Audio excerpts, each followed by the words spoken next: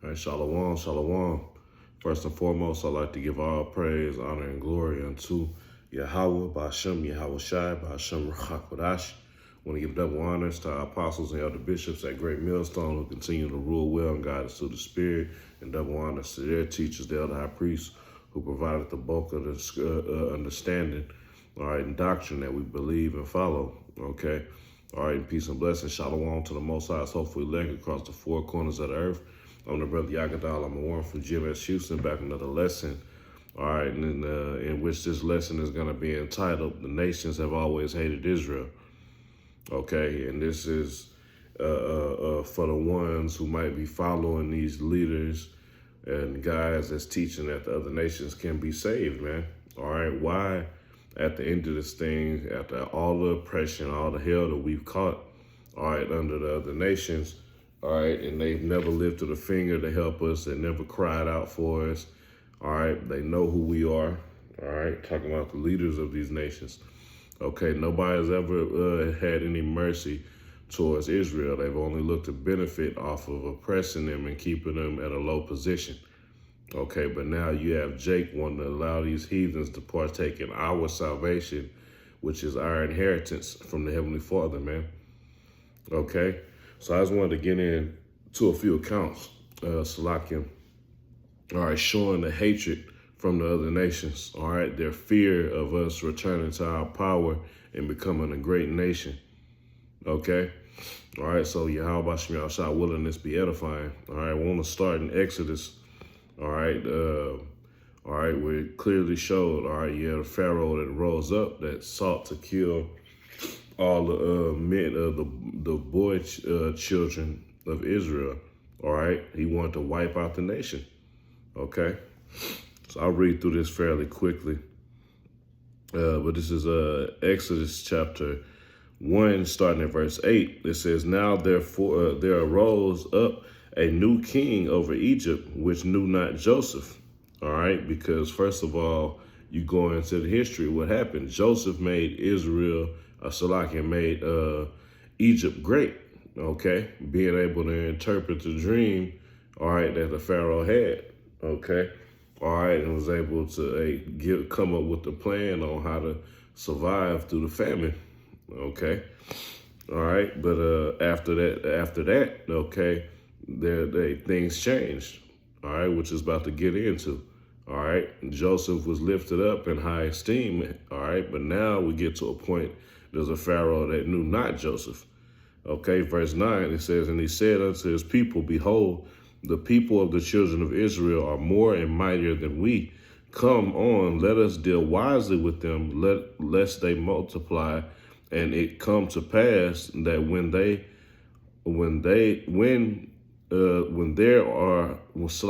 there falleth out any war, they join also unto our enemies and fight against us, and so get them up out of the land. So, man, first of all, we're going to get into it, how the Israelite woman is lively, man. Okay? Like, we procreate at high rates. Okay? So it's easy for another nation to see the nation of Israel as a threat just by how mighty we can become at a short time, man. Okay? All right, but verse 11, it says, Therefore, they did set over them taskmasters to afflict them with their burdens, to put fucking hell on them. All right? Just to be clear. Okay? All right, and this is for you fucking Egyptologists, you Kemet, all right, Afrocentric niggas, man. All right? One of our worst captivities was under the nation that you fucking worship. All right? Want to be Egyptians and shit. All right, it says, Therefore they did set over them taskmasters to afflict them with their burdens, and they built for Pharaoh treasure cities, Patham and Ramesses. It says, but the more they afflicted them, the more they multiplied and grew. These baby kids, man. We don't die, we multiply. All right, you got to think about hardcore slavery after the Atlantic slave trade. All right, what the hell that was getting put on Jake, all right, in the southern states of America, all right, northern as well, but mainly in the South. Okay? Jake still was popping babies out, man. You done pick cotton, all right, bales of cotton all day. All right, you done got your ass whipped and still had energy to pop your seed out, man. All right, but we ain't the stronger people. All right, any other nations would have been failed. Okay. But verse 12 it says, but the more they afflicted them, the more they multiplied and grew. Show that the Most High has always been with the nation of Israel. All right, going to Baruch, the 4th chapter, it speaks about what? All right, that he didn't put us through this to destroy us. Okay. All right, this was a lesson that we had to be taught.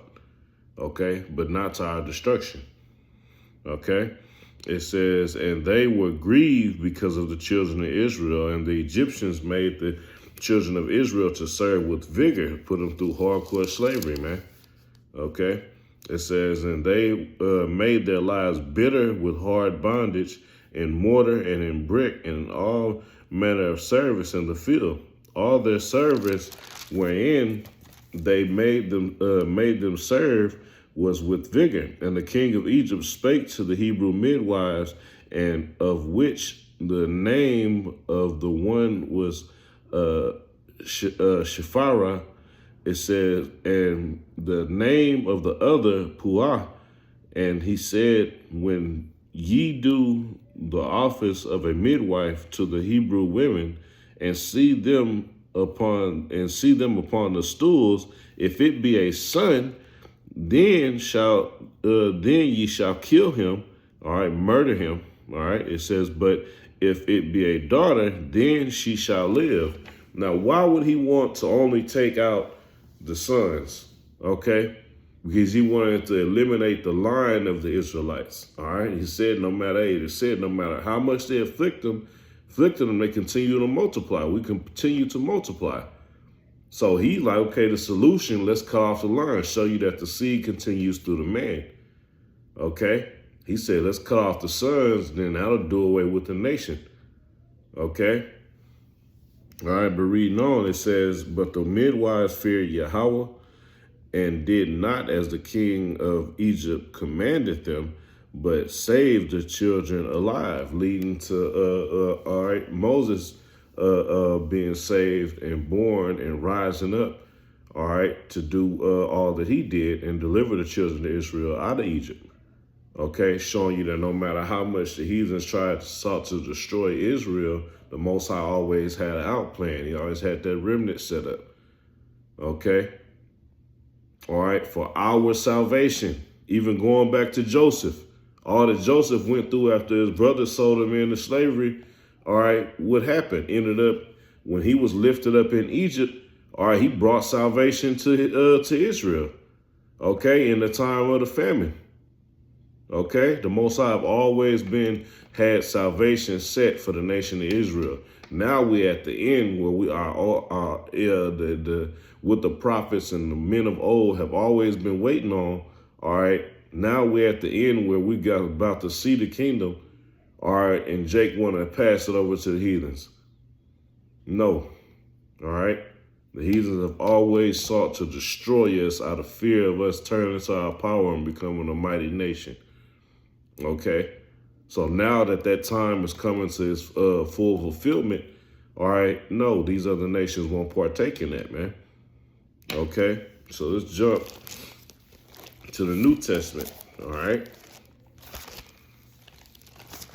For you Christians, man, all right, so y'all don't believe in the Old Testament, all right, let's jump to the New Testament, all right, where Herod the Great sought to kill Yahushua.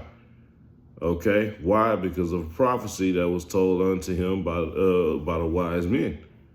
Okay, all right, but this is Matthew chapter 2, and I'm gonna start from the top of the chapter. This is Matthew 2:1. It says, now when Yahushua was born in Bethlehem of Judea in the days of Herod the king, and this was Herod the Great. Okay, all right, and just before I get any further, hey, that Herodian dynasty, which was Edomites, all right, they were king over the Jews, okay, but they were Edomites operating out of Rome, man, okay? and they put fucking hell. All right, you go into the history of the Herodian dynasty. All right, they put hell on Israel, man. Okay, so the Herod we're reading about now is Herod the Great. Okay, it says, behold, there came wise men from the east to Jerusalem, saying, where is he that is born King of the Jews? For we have seen his star in the east and are come to worship him. When Herod the king had heard these things, he was troubled, he was threatened. All right, now when I was at work today, when I was thinking about this lesson, all right, the main reason I was thinking about this lesson is because, all right, the heathens have always sought to destroy the elect, the remnant, okay, to stop Israel from rising. All right, now we're at the end of this thing. This devil's going to stop at nothing to go after the men who are professing the truth of the scriptures. All right, whether you have GMS, IURC, ISUBK, you're all a fucking threat. Okay, did you not hear what was read in Exodus, the first chapter? The Pharaoh said, kill all the sons. Take this nation out. Okay, the same sentiments going to be expressed here. All right, in Matthew the 2nd chapter, man.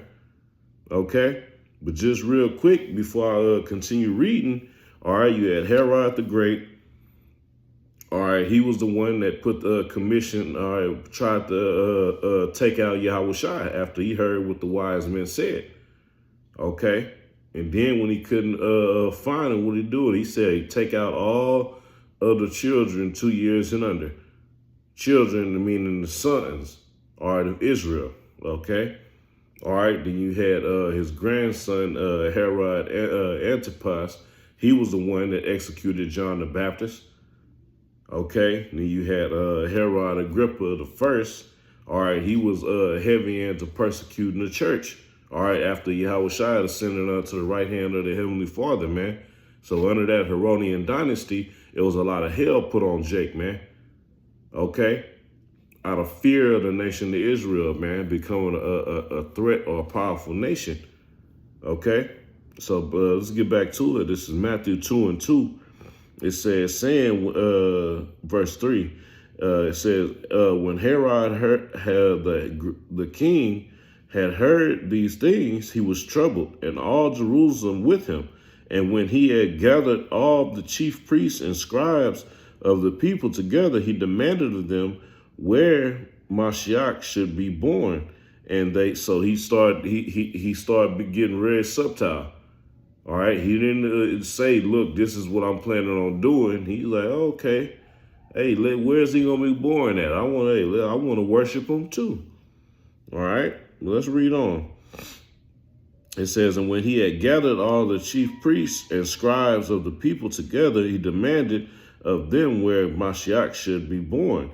And they said unto him, in Bethlehem of Judea, for thus it is written by the prophet. So this was a prophet. Yahushua's birth was prophesied in the Old Testament. Okay.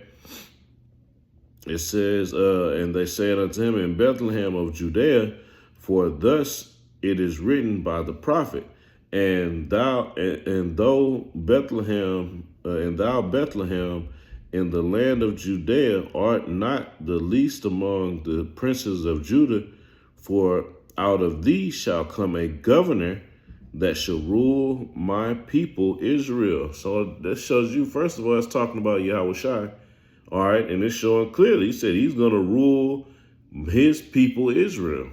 All right. Verse 7, it says, then Herod, when he had privily called the wise men, inquired of them diligently what time the star appeared, and he sent them to Bethlehem and said, go and search diligently for the young child, and when ye have found him, bring me word again that I may come and worship him also. Like I said, he dealt subtle. He was being a fucking devil. All right. It says, when they had heard the king, the king, they departed, and lo, the star which they saw in the east went before them, till it came and stood over where the young child was. When they saw the star, they rejoiced with exceeding great joy. And when they were come into the house, they saw the young child with Mary his mother, and fell down and worshipped him. And when they had opened their treasures, they presented unto him gifts, gold and frankincense and myrrh. And being warned of Yahweh in a dream, all right, once again, all right, when you fuck with Israel, the Most High intervenes, man. This is where our faith lies. It don't matter what you try to do, how many of us you persecute. At the end of it, the Most High is going to intervene to make sure his will is fulfilled. Okay? All right, it says, and being warned of Yahweh in a dream, they should not return to Herod. They departed into their own country another way. And when they were departed, behold, the angel of the Lord appeared to Joseph in a dream, saying, arise and take the young child and mother and flee into Egypt, and thou there, Salakia, and be thou there until I bring thee word. For Herod will seek the young child to destroy him. Okay, so let me read the next two verses, man. It says, when he arose, he took the young child and his mother by night and departed into Egypt, and was there until the death of Herod, that it might be fulfilled, which was spoken of the Lord by the prophet, saying, out of Egypt have I called my son. All right, verse 16, it says, then Herod, when he saw that he was mocked of the wise men with exceeding wrath, and sent forth and slew all the children, or the sons, that were in Bethlehem and in all the coasts thereof, from 2 years old and under. So this fucking devil, all right, tried to take out all the sons in Bethlehem, all right, that was 2 years and under, man. But they can repent now. They can be saved. You fucking crazy, man. All right, the Most High have chosen your delusion. Okay? It says, according to the time which he had diligently inquired of the wise men. Okay? So what I want to do now, I want to jump to the book of Judith. Okay? Because, all right, going back to the point I had made. All right, the nations, they just didn't like Israel just because, oh, we didn't like the way they look. We don't like the way they move. No, they feared us becoming a great nation. They feared us, all right, coming into power. Okay, because they knew when our power stood with us, great things would happen unto us. We would prosper. Okay, that's why you have Psalms 83, the 83rd chapter. All the nations coming together to take the name of Israel out of remembrance. Okay, so what? So they won't have to worry about us ruling under our power. Okay, so this is the book of Judith, chapter 5, and I'll start from the top. All right, this is good history to go into. All right, because it runs down the history. All right, after Holofernes, all right, had inquired of the princes of Moab and the chief, the captains of Ammon, all right, who these children of Israel were. Okay, but this is Judith chapter 5 and verse 1. It says, then was it declared unto Holofernes, the chief captain of the army of Ashur, which he was a top general of the Assyrian king, all right, Nebuchadnezzar. Okay. All right, it says that the children of Israel had prepared for war and had shut up the passages of the hill country and had fortified all the tops of the high hills and had laid impediments in the campaign countries, wherewith he was very angry and called all the princes of Moab and the captains of Ammon and all the governors of the seacoast. And he said unto them, tell me now, ye sons of Canaan, who is this who this people is that dwelleth in the hill country, and what are the cities that they inhabit, and what is the multitude of their army, and what is their power and strength, and what king is set over them, or captain of their army, man. So he saw, all right, he was looking to get answers, man, because he was seeking to destroy, all right, the Israelites, man. We go into the history, all right, he had threatened to starve out, all right, all the Israelites that was in Bethlehem. Okay, if I'm saying that it correctly, all right. But he had planned to starve out Israel, man. That was in that specific city. Okay, but let's keep reading. It says, then said Achior, the chief captain, the captain of all the sons of Ammon, let my Lord now hear a word from the mouth of thy servant, showing you that at that time, this was under the Syrian captivity. They were in power over the nations. But it shows you how the nations, they'll get in line, all right, under another heathen, all right, as you see today. They'll have a United Nations. Yeah, they're all jockeying for position, okay? But long as we're down, they'll keep some common terms, man, okay? All right, but it says, let my Lord now hear a word from the mouth of thy servant, and I will declare unto thee the truth concerning this people which dwelleth near thee and inhabited hill countries, and there shall no lie come out of the mouth of thy servant. So what he's going to do, he's going to run down, all right, a summary or a quick history, all right, of our history, okay, a quick summary of our history, okay, of how the Lord deals with us, all right, when we follow his ways, all right, his law, statutes, and commandments. All right, we're blessed. When we don't, we're cursed. Okay, so I'm gonna jump, for time's sake, I'm gonna jump up to one of the main points. This is Judith 5 and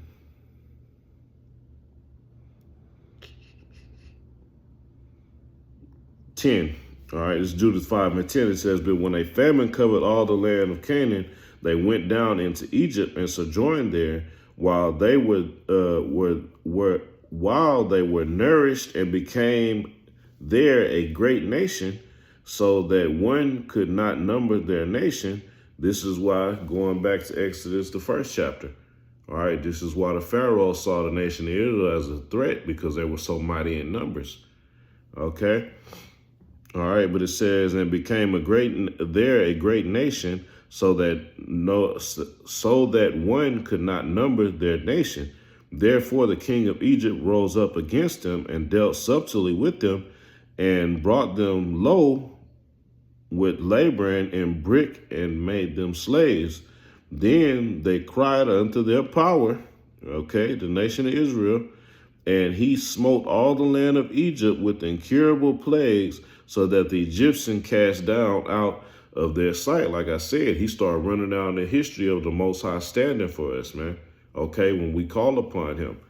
All right, it says, and Yahweh dried the Red Sea before them, and brought them to Mount Sinai and Kadesh Barnea, and cast forth all that dwelt in the land in the wilderness.